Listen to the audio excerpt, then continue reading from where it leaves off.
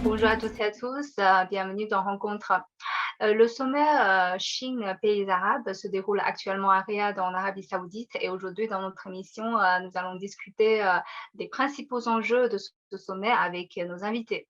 Et j'ai le plaisir de recevoir par visioconférence euh, Ding Yifan, chercheur principal à l'Institut Taihe, et Mebarek Boukaba, ingénieur algérien, et Lofty Megadem, journaliste de CGTN Arabe. Bienvenue dans notre émission. Pour commencer, j'aimerais bien que vous faites une analyse du contexte de ce sommet. J'aimerais bien commencer par Monsieur Bougapa. Oui, en fait, le contexte dans lequel se tient ce sommet sino-arabe est un contexte international très compliqué. Il y a en ce moment dans le monde entier une sortie du Covid, donc nous sortons tous du Covid. Les économies sont plus ou moins au plus bas. Les tensions internationales sont au plus haut, notamment le conflit en Ukraine, le problème de Taïwan, la guerre au Yémen, la guerre en Syrie, la guerre en Palestine, tous ces contentieux-là euh, sont là en ce moment, et donc ça se tient dans ce contexte.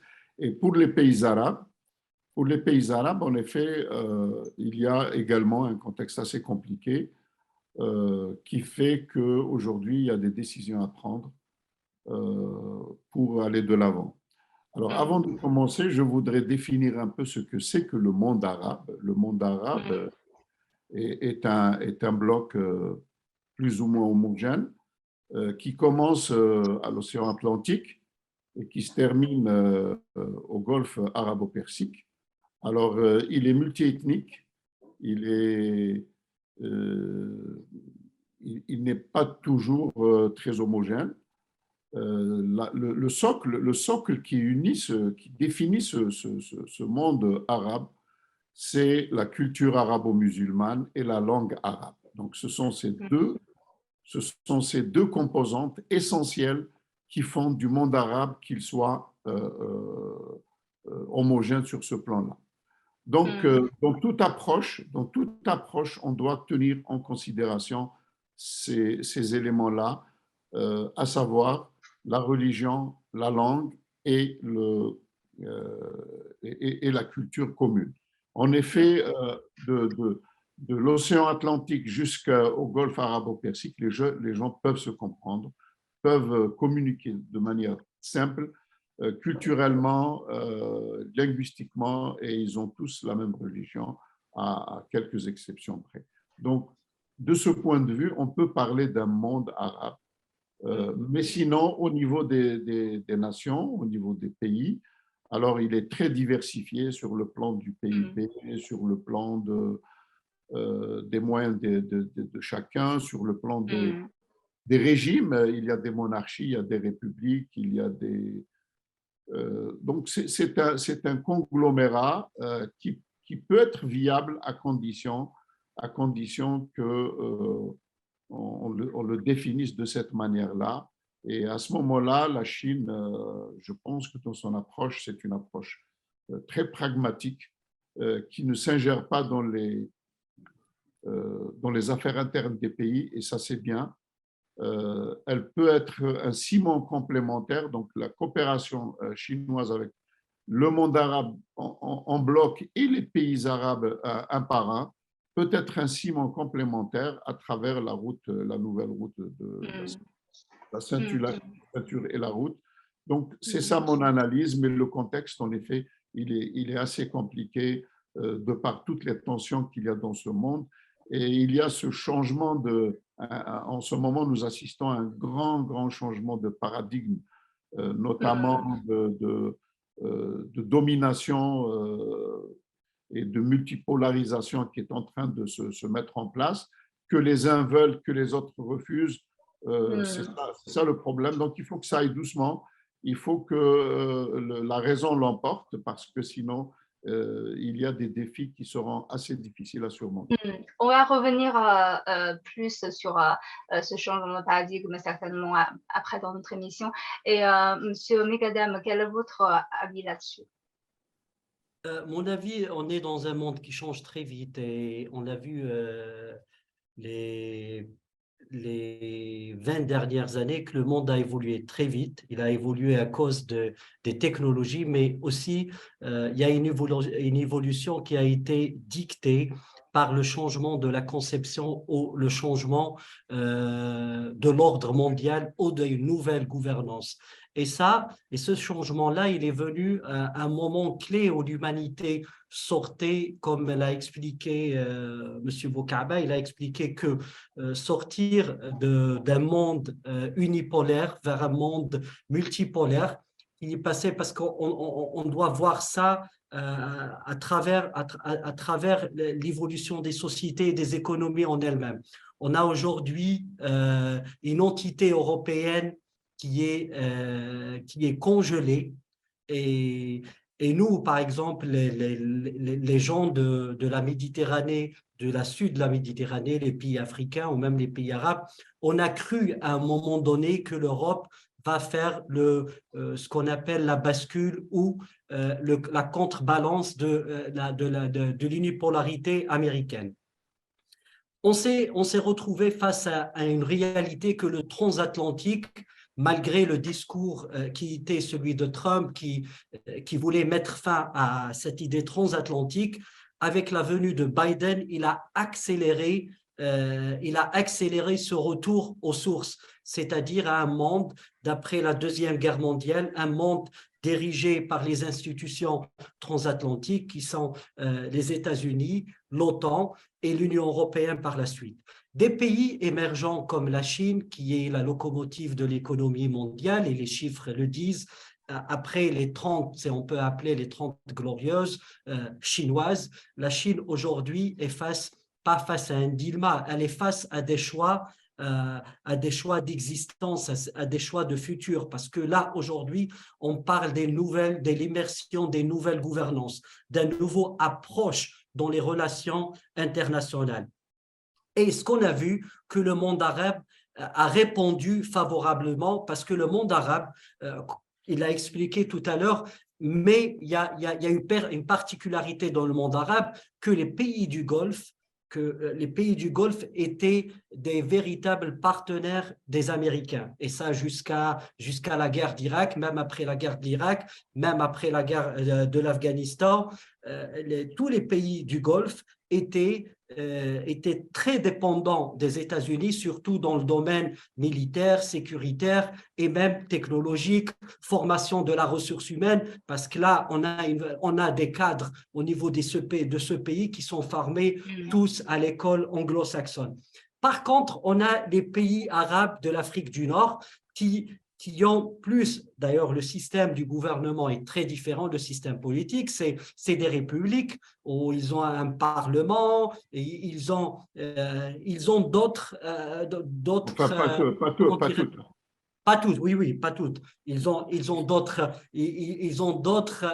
comment on dirait ça, un autre avis sur la gouvernance. Mais là, aujourd'hui, le monde arabe se trouve au cœur d'un dilemme mondial.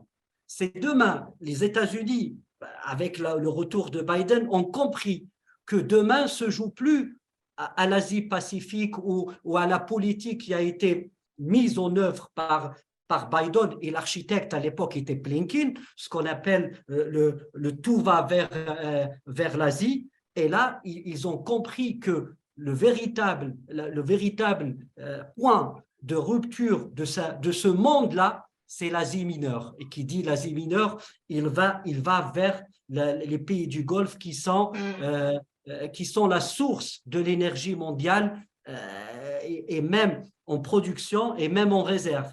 Et de là, le monde arabe, parce que le monde arabe, là, on parle, les statistiques le disent, ils vont avoisiner un demi-milliard de personnes dans les années à venir. Aujourd'hui, c'est un marché. Et ce que les gens ne savent pas aussi, que le monde arabe, c'est l'un des rares.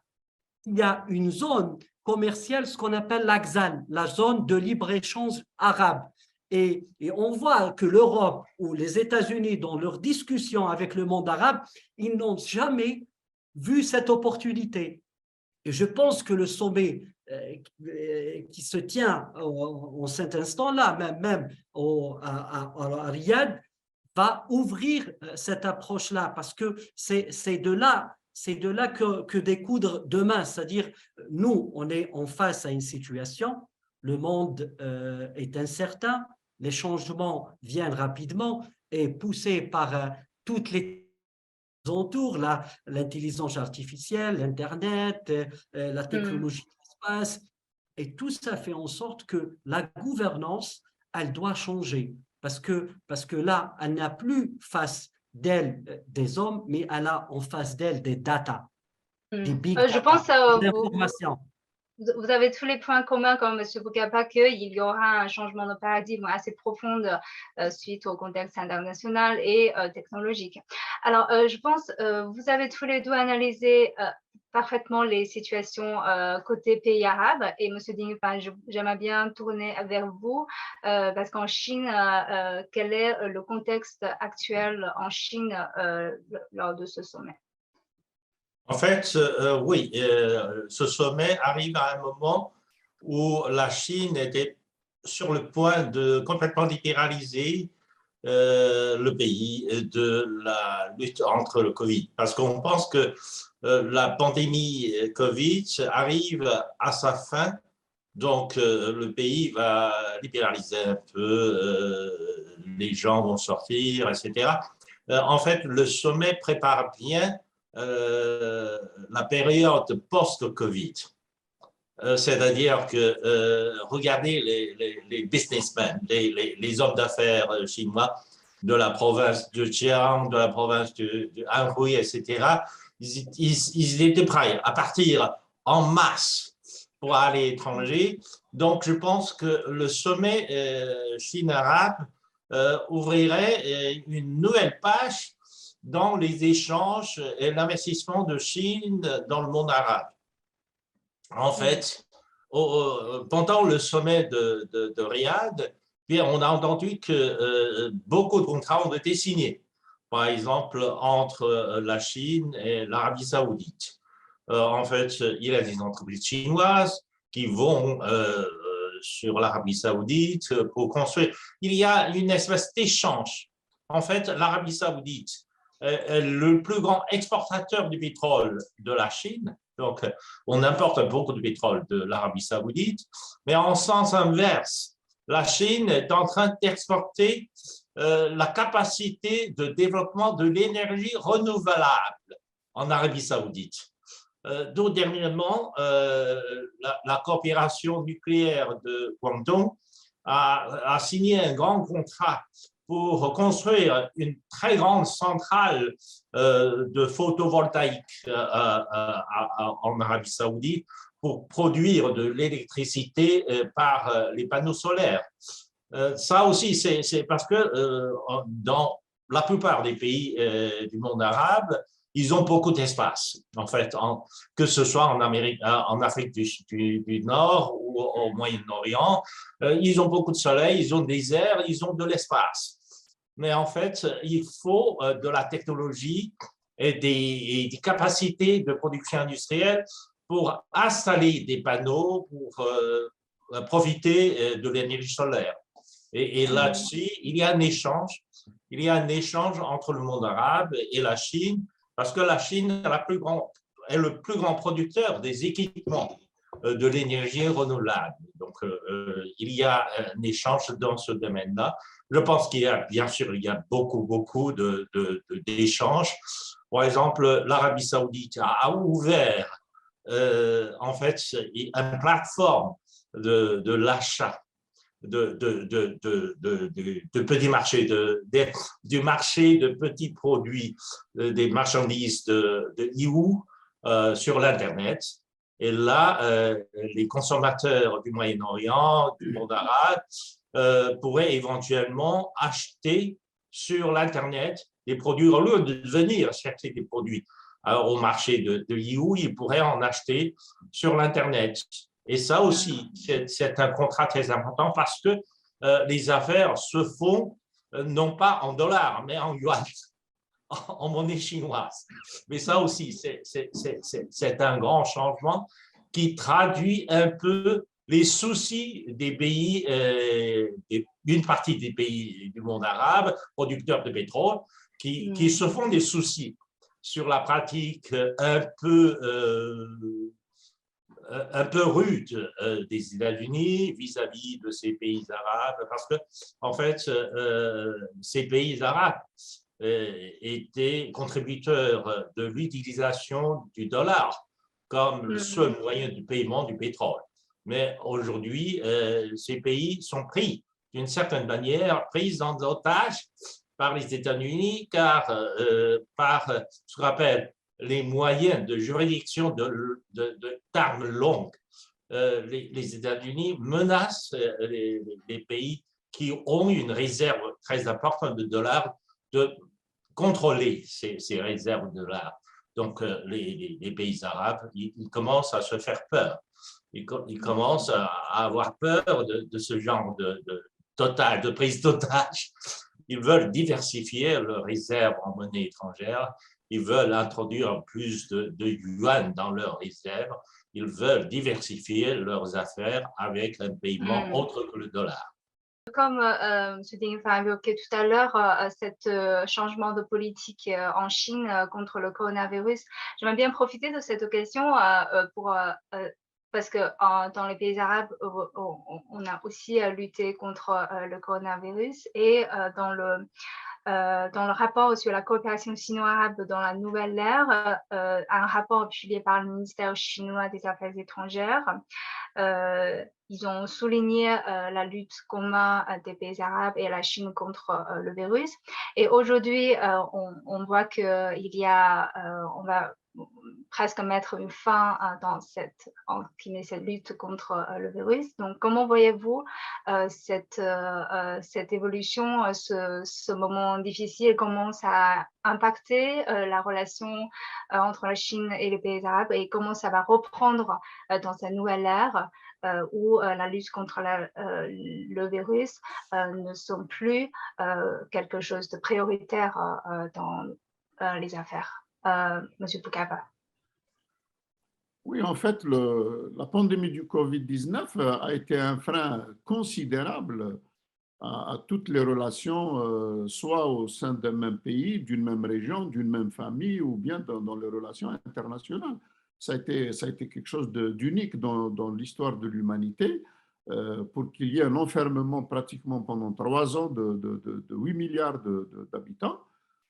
C'est quelque chose d'inédit, ça n'a jamais existé auparavant.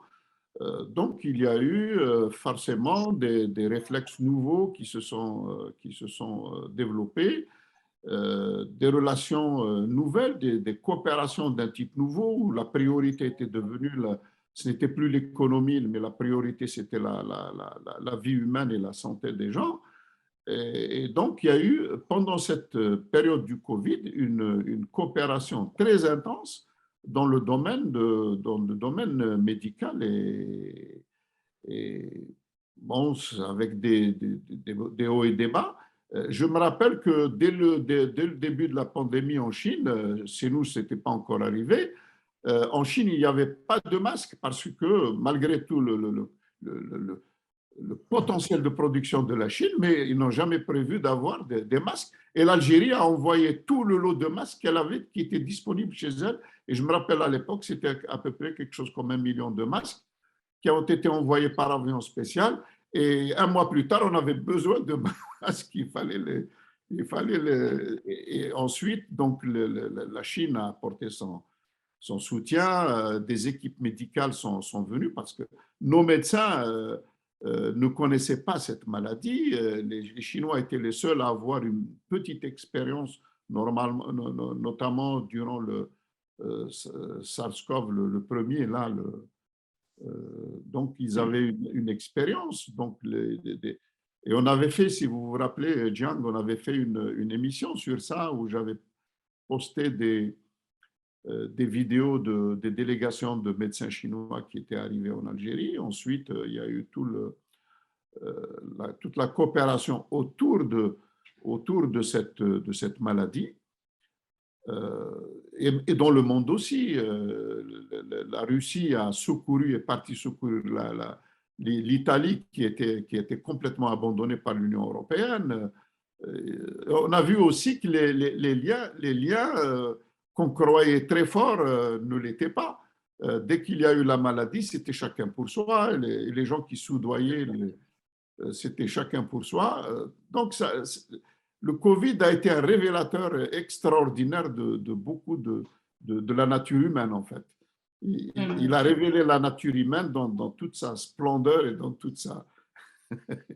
J'allais dire, voilà. Face sombre. Oui, ça a été un révélateur où chacun pour soi et je m'en fous des autres et puis voilà. La Chine, de par sa puissance économique et sa population, a démontré qu'il était possible de vaincre, au moins pendant la première période de dissémination, en faisant le confinement de Wuhan, 60 millions d'habitants qui ont été confinés, la réalisation de plusieurs hôpitaux en quelques jours, c'est des choses extraordinaires, donc qu'on n'a jamais vues auparavant. Donc toutes ces choses-là ont été révélées grâce, j'allais dire grâce ou à cause du Covid. Voilà. Et puis les relations dans le monde pendant ces 3 années ont changé, ont pris une nouvelle dimension, plus humaine, comme j'ai dit au début. Donc, nous sommes là les témoins d'un grand changement de paradigme. J'espère seulement que ce changement-là, de toute façon, il se fera, hein, d'une manière ou d'une autre, il se fera. J'espère seulement qu'il se fera dans la paix, de manière pacifique. Monsieur Ding Feng, quel est votre avis là-dessus? En fait, pendant ces 3 dernières années, la Chine a fait un grand effort pour essayer d'arrêter, de casser le lien de transmission de coronavirus dans la population chinoise. On a confiné Wuhan et la province de Hubei. On a essayé de faire toutes sortes de précautions. Effectivement, nous avons investi beaucoup dans la prévention de la propagation du virus et d'une certaine manière, nous avons réussi. Pendant ces derniers temps, nous avons réussi à arrêter la propagation du virus en Chine. Mais comme la Chine ne peut pas complètement fermer ses frontières, de temps en temps, de nouveaux cas ont été introduits de l'extérieur. Donc, il y a de temps en temps des cas d'éruption à nouveau, de nouvelles vagues d'épidémies. Mais en fait, en tout, le cas de contagion de coronavirus en Chine était vraiment très limité. Nous avons une population de plus de 1,4 milliard d'habitants, mais finalement, le nombre de populations infectées par le virus était très limité. Surtout, le nombre de morts à cause de coronavirus, à cause de ce Covid pandémie, est très limité. Il y a en tout, pendant 3 ans, il y a à peu près 5000 personnes mortes à cause du Covid. Alors qu'en comparaison, on peut faire une comparaison, aux États-Unis, ils ont plus d'1 million de morts à cause du Covid, alors que leur population n'est que 300 millions d'habitants. Donc, la proportion est très importante en comparaison. Nous avons réussi à arrêter un peu la propagation de virus et nous avons su préserver la vie de la plupart de la population. Donc, c'est de ce point de vue, je pense que nous avons fait une politique de prévention épidémique très réussie.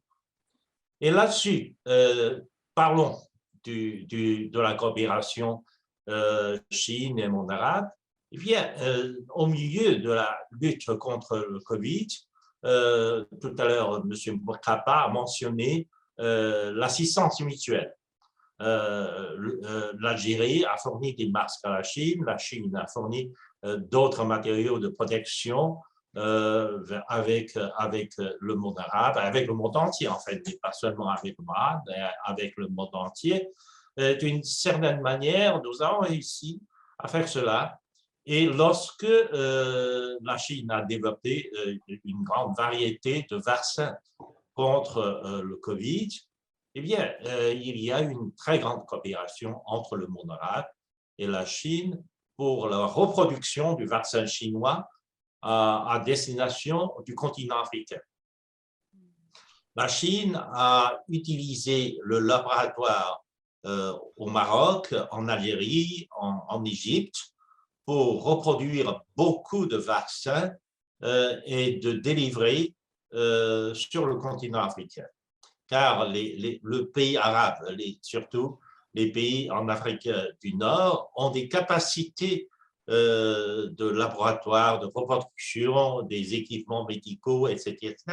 Et la coopération est très efficace dans ce domaine-là pour fournir beaucoup de vaccins chinois, pour la reproduction des vaccins chinois à destination de tout le continent africain. Il s'agit du premier sommet en fait, entre la Chine et les pays arabes.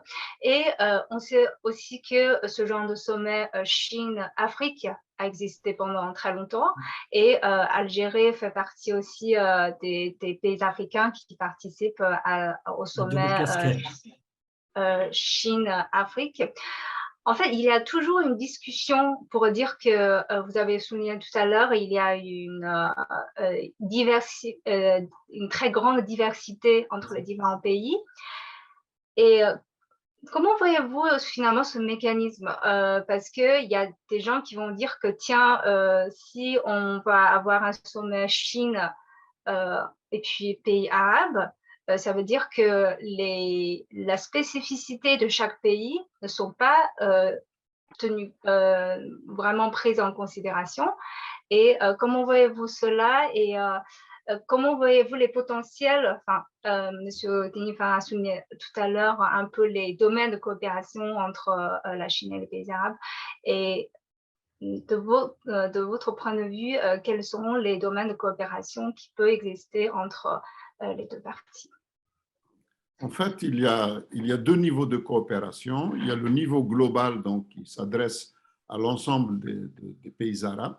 Comme je l'ai dit tout à l'heure, c'est un conglomérat multiethnique et qui est immense sur le plan géographique et également sur le plan de la population. Et il y a ensuite les spécificités de chaque pays avec les moyens dont dispose chaque pays et ses spécificités économiques. Bon. En ce qui concerne l'Algérie, là je vais parler un tout petit peu plus de l'Algérie, la coopération que nous avons avec la Chine, elle date de là avant notre indépendance. C'était pendant la guerre de libération nationale que la Chine avait reconnu la République provisoire, le gouvernement provisoire. Voilà, elle l'a reconnu. Et donc, les relations ont commencé dès ce temps-là. Il y avait une aide militaire, une aide en armement. Et à l'indépendance, l'Algérie était très, très pauvre parce que, bon, une fois que la colonisation est partie, il ne restait rien. Par exemple, je me souviens, dans mon village, il n'y avait pas de médecin et c'était une mission de médecins chinois qui était là donc, pour assurer les services sanitaires de la population, pas seulement dans mon village, mais dans beaucoup de régions en Algérie. Donc, cette coopération-là, elle existe, ça, du point de vue de l'Algérie. Maintenant, je voudrais parler du point de vue général, global. Pour qu'il y ait une coopération bénéfique et gagnant-gagnant, il faut d'abord qu'il y ait un élément de confiance. Donc, il faut absolument que la confiance soit là et que l'une des parties ne se sente pas lésée ou un peu comme les traités inégaux, M. Ding, les traités inégaux qu'avaient fait les pays occidentaux avec la Chine au 19e siècle, où ils prenaient 4 et vous donnaient 1. Donc, si c'est ça la coopération, ça ne marchera pas. Par contre, si c'est une coopération juste et équitable, oui. Alors là, je vais revenir à la genèse de cette coopération entre les pays arabes et la Chine. Elle date, je vais vous dire, je vais vous étonner, elle date de la période du prophète Mohammed sallallahu alayhi wa sallam. C'est-à-dire en 627 après Jésus-Christ, l'un des compagnons du prophète a construit une mosquée à Guangzhou. Alors, non, à Guangzhou, elle s'appelle… La plus ancienne, c'est Fujian. Non, la plus ancienne, c'est à Guangzhou. On ne va pas se chamailler sur ça. Ah. La plus ancienne, alors, le fait qu'elle soit encore là, le fait que cette mosquée… Parce que la mosquée, aujourd'hui, le concept de la mosquée, il est essentiellement religieux. Mais à l'époque, c'était une représentation diplomatique. Beaucoup. Et, en plus, religieuse, diplomatique, culturelle, de confiance, etc.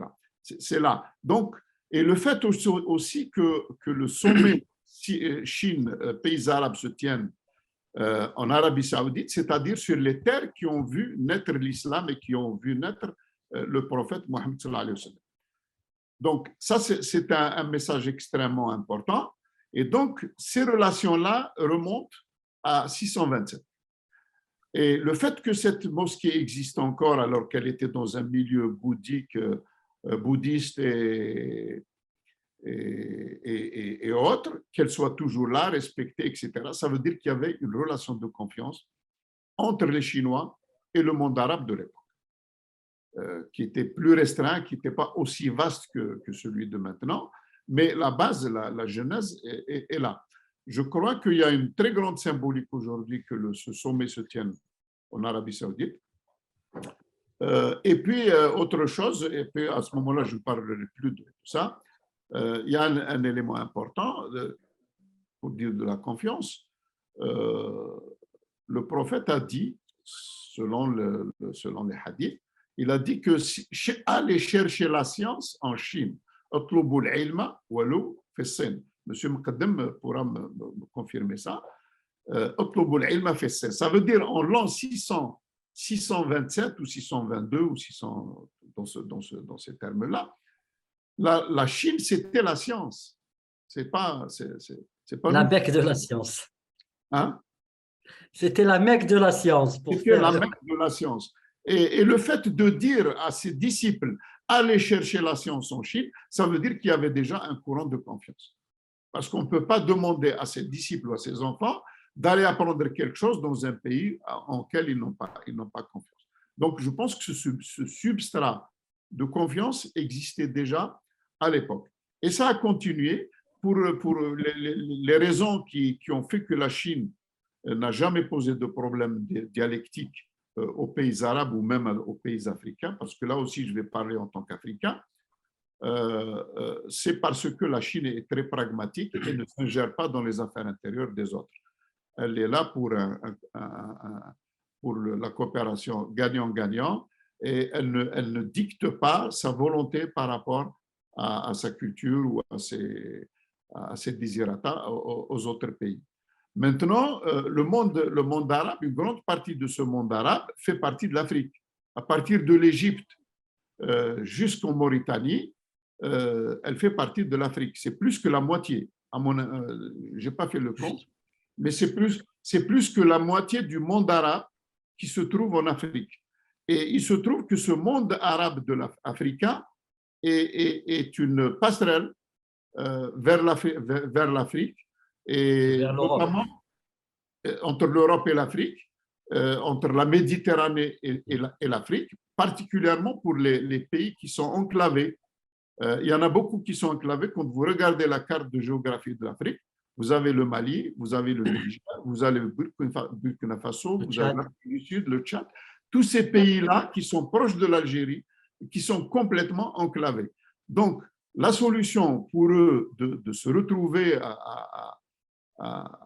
j'allais dire, en front de mer, c'est de passer par l'Algérie. Et c'est là que l'action de la Chine peut être déterminante, parce que seule la Chine aujourd'hui dans le monde a les moyens d'ouvrir cette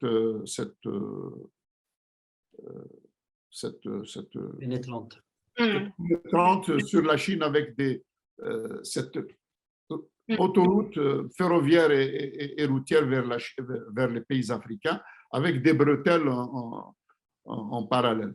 Donc, là, à ce moment-là, on va expérimenter la coopération Est-Ouest.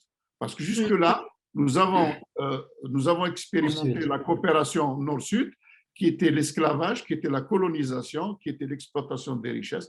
Et aujourd'hui, c'est le néocolonialisme avec l'exploitation des cerveaux et des compétences.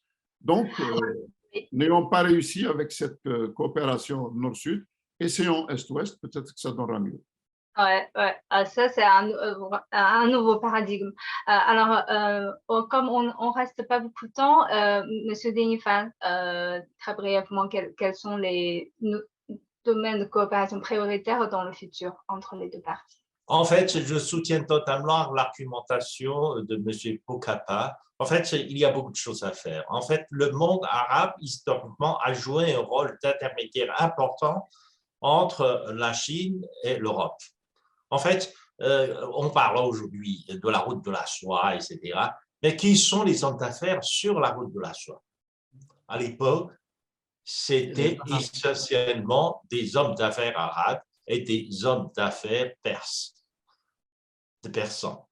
C'était principalement eux qui ont contribué au transport des marchandises chinoises vers l'Europe et pour le monde arabe aussi. Le monde arabe était très riche à l'époque. Donc, le monde arabe était la destination de l'exportation de la porcelaine chinoise, par exemple. La porcelaine chinoise était destinée au monde arabe et par les hommes d'affaires arabes vers l'Europe.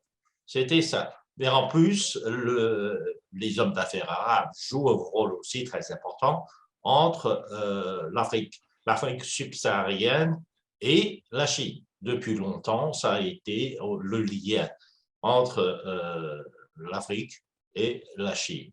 Et je pense que de ce point de vue, il y a beaucoup de choses à faire.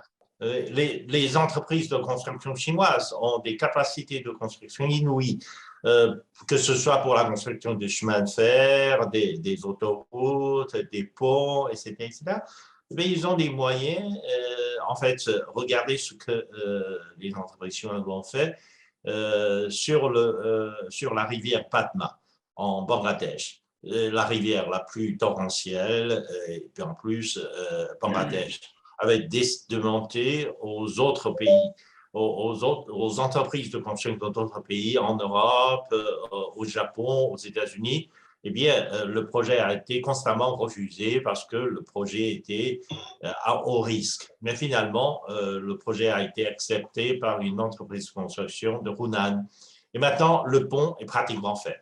Le pont va inaugurer probablement l'année prochaine, au printemps de l'année prochaine. Il est complètement achevé et c'était une prouesse de construction. Et de ce point de vue, je pense que les entreprises chinoises pourraient réaliser de grands projets sur le continent africain pour lier, par exemple, l'Algérie et les pays africains enclavés.